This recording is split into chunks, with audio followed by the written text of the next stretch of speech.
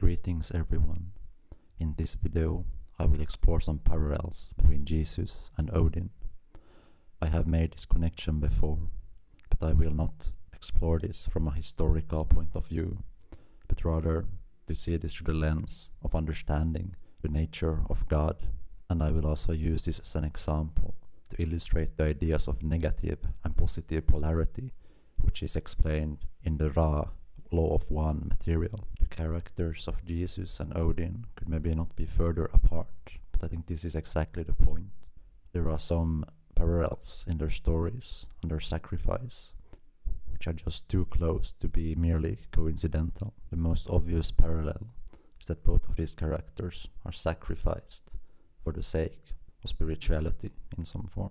And interestingly enough, both of them are pierced by a spear in their side before they are sacrificed.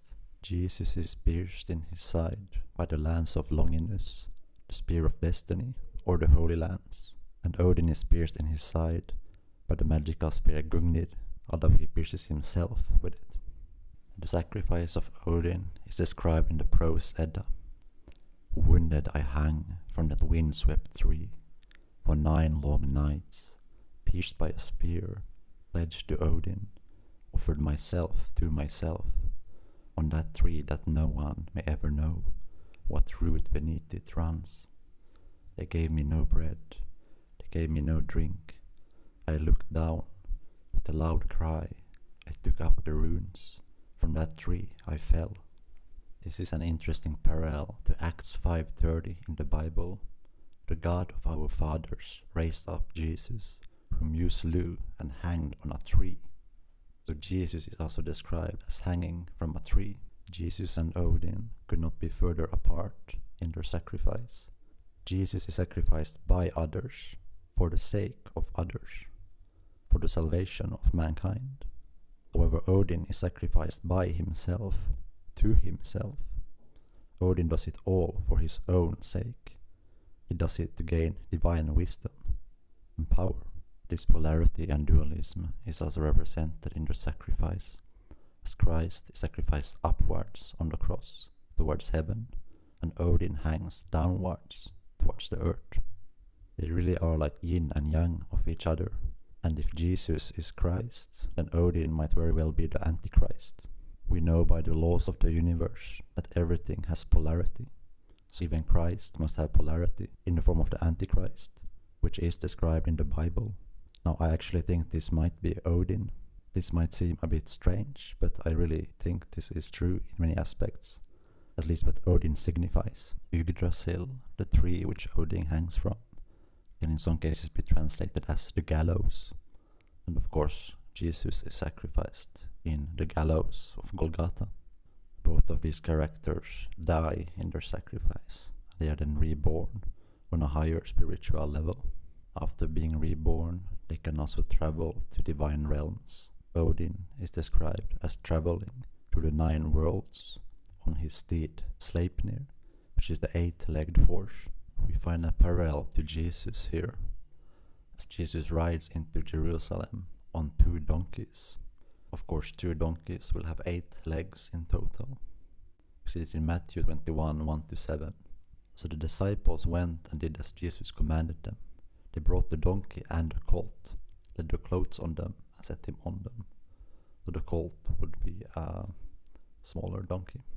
The accounts of Mark and Luke suggest that there was only 1 donkey, but they were not present at the time Jesus rode in, like Matthew was. So clearly Matthew's account is more credible. And besides, this fulfills the prophecy from the Old Testament, which we see in Zechariah 9:9. Rejoice greatly, daughter of Zion. Shout, daughter Jerusalem. See, your king comes to you, righteous and victorious, lowly and riding on a donkey, and on a colt, the foal of a donkey. In my opinion, the most important and profound part of the Bible is how the Old Testament contains the New Testament and vice versa. This is incredibly important, as it suggests the book was written outside of time. Returning to Sleipnir, one interpretation of Sleipnir is that Sleipnir is actually a casket, and a casket is usually carried by 4 people, 1 for each corner, And of course 4 people will have 8 legs in total. So this again suggests that the traveling beyond worlds is done by dying and being resurrected. A common symbol for the different worlds is the shaman wheel or the medicine wheel, which I have explored in the past. And of course this is the symbol of the cross. So the cross is used to travel beyond worlds, to other worlds. It's done through dying and being reborn. There are 9 worlds in total. Sleipnir has 8 legs, but of course we are in Midgard, the middle world. So the 8 legs will access to 8 other worlds. We see yet another parallel between Odin and Christ with the number 9. Odin hangs for 9 days, and Christ dies on the 9th hour. And he cries out, "My God, why have you forsaken me?" The number 9 is most significant and has very deep implications in gematria and much more. However, this is a very deep rabbit hole, as it requires knowledge of the Egyptian pyramids and much more. I will have to make a very long video on this subject alone. But the point is that the number 9 is not coincidental, it's not random. We see further parallels between Odin and Jesus when it comes to wine. Wine is of course associated with Jesus, as he turned water into wine. And wine is considered to be a symbol of the blood of Jesus and partaking in his body. As for Odin, he could almost be the god of wine in some sense, as it's described that he doesn't eat but only drinks wine. And there are stories where he receives the mead of the gods and much more. There is another parallel with the shedding of Christ's blood and how it drips from him. Odin is described as having the dripping rings, Draupnir, and they drip from his hands. This is supposedly one ring, which will then replicate itself an infinite amount of times. This could be seen as divine blood dripping and creating. I believe these rings actually refer to the flower of life pattern, which is made through interlocking rings, but I don't really know. But the biggest parallel is of course that both Jesus and Odin are God in human form, who has come down to earth, his own creation. Jesus is described as God, so he is sacrificed to God, so technically Jesus is sacrificed to himself as God. So it is God sacrificing himself to himself, which is exactly what Odin does, right? That's something to think about. They are complete opposites, but also exactly the same at the same time. This is the quantum superposition. The cat is both dead and alive at the same time. God is both male and female at the same time. And God is both 1 and 2 at the same time. Indeed, one of the biblical names for God is Elohim, which is in plural. So it's one God, but it's in plural at the same time. But Jesus is God coming down to fix his own creation and save his creations, in this kind mankind. Odin, on the other hand, comes down to maybe more enjoy his creation. Odin is simply anonymous. He doesn't reveal himself to be God to anyone. He wanders the earth in search for divine knowledge. And he's very self-centered, really. He might have some followers, but he's implied to really just use them for his own ends, and he doesn't really care so much. He's just this wizard who does whatever the fuck he wants, just goes drinking and whatever. Although Odin is of course also a war god, although I believe he is mostly a shamanic god. But Jesus is also described as a conqueror, that he will come down on a white horse and he will conquer the earth.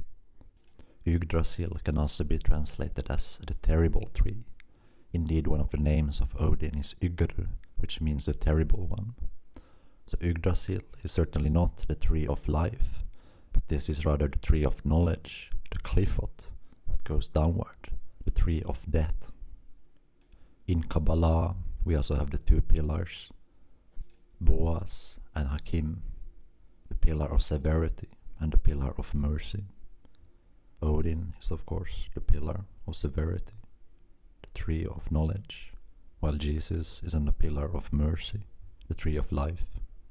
Judaism and Kabbalah might seem inferior to pure spirit, which Jesus represents. However, I like the description from author Neville Goddard, which is that Judaism is indeed the roots, it's the base for Christianity, it's where you begin. It's rather the merging and interplay of these two trees and pillars, which is important. Odin is science, and Jesus is religion. And of course we have sort of a war between these two forces in our world. But it's really about that middle point and meeting of these two forces, which I think is the most interesting. Odin is of course mostly concerned with knowledge and wisdom, and he even sacrifices one of his eyes to the well of Mimir for the sake of divine knowledge. Odin's sacrifice of his one eye actually echoes one of the parables of Jesus in Matthew 18:9. And if your eye is causing you to sin, then tear it out and throw it away from you. It is better for you to enter life with one eye, rather than to have two eyes and be thrown into hell. This motif of God coming down in human form is not new. We see this with Zeus in Greek mythology, for example. Then we see this with Krishna in Hindu mythology. There are many interesting parallels to Krishna as well, as Jesus is described as a sheep herder and Krishna is a cow herder. Krishna is also not a name but a title, which means the anointed one. And this is actually something used to describe Christ in the Bible. This is a Greek word which is actually used. So you will actually find the name Krishna literally referring to Jesus in Greek texts. And Krishna is very much a child of God, the son of God, like Jesus. And I believe this is the story of the Buddha as well. Buddha is described as a human prince, but I think it's very obvious that his father is God and the palace is heaven, and he deliberately exiles himself from heaven so that he can reach enlightenment, because enlightenment is not found in heaven where you just are in eternal bliss and you get everything you want. Enlightenment is actually found here and in the suffering, and I think that's the point. So it's the same story as the exile from the Garden of Eden, but he does it to himself.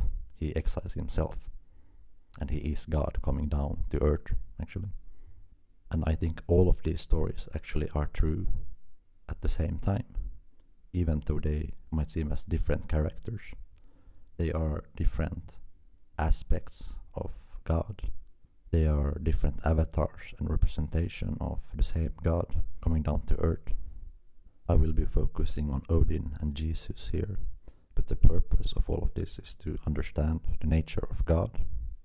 So the very strange thing is that God is both Jesus and Odin at the same time, and they may be necessary opposites and complements to each other.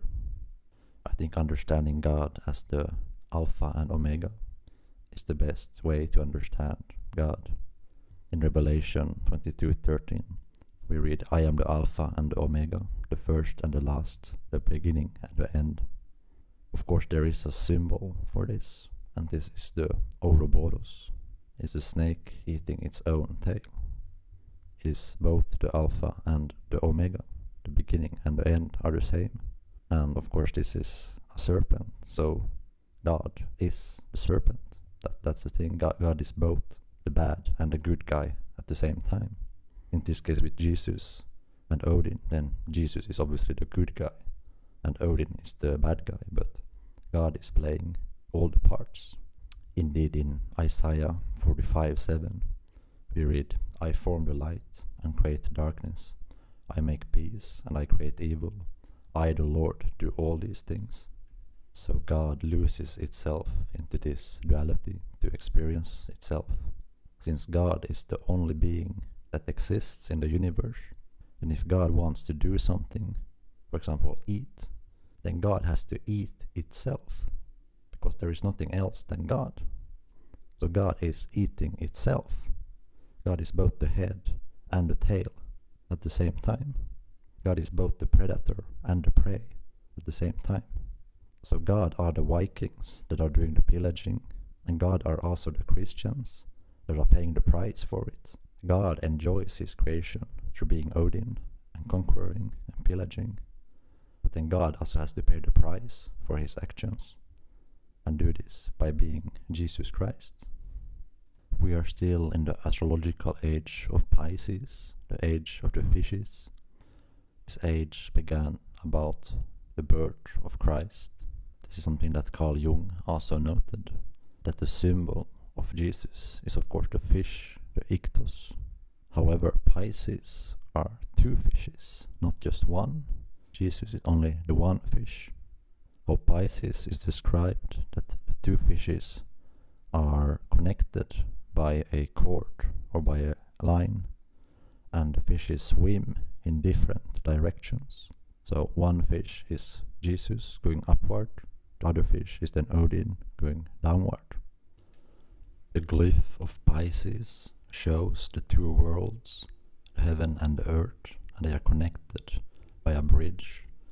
This is probably the rainbow bridge, the Bifrost, or of course the corpus callosum connecting the two brain halves. This is a water sign, which is a negative element and represents illusion. So separation is created by the two fishes going in different directions. One goes to hell and earth, and one goes to heaven. It is the marriage of heaven and hell. One is the root of the tree, the other one the branches of the tree. The Bible describes that God made man in his own image. Of course, we see the same thing in the human body. The human body is one, but it's split into two. We have two legs, two arms, two eyes, and most importantly, two brain halves. The left brain half is the masculine. The father is obsessed with logic and reason. The right brain is the feminine, the mother. It is experience and emotions. The sense of self and identity is in the masculine left brain. And of course, men are very competitive. They care about themselves. At least this is how it has been in history. This is Odin, the self. The right brain, on the other hand, doesn't recognize the self. Those people with the high right brain activation do not sense any self. They don't see any separation between themselves and the environment. This is the complete opposite, the no self. This is Jesus, who has no ego, who becomes one with everything. So these are the two fishes, the ultimate polarities: everything and nothing, self and no self, heaven and hell.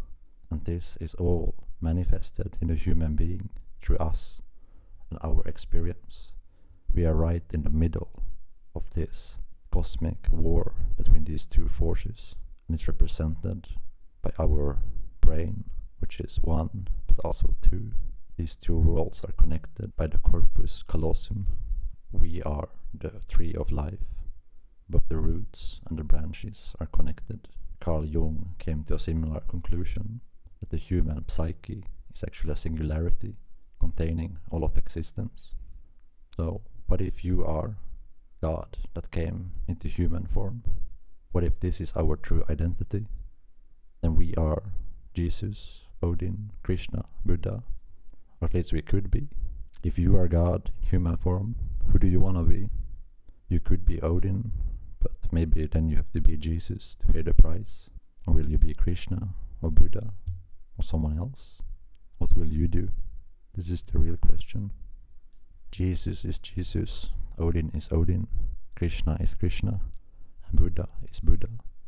But the human mind, us, we can comprehend all of these different characters at the same time.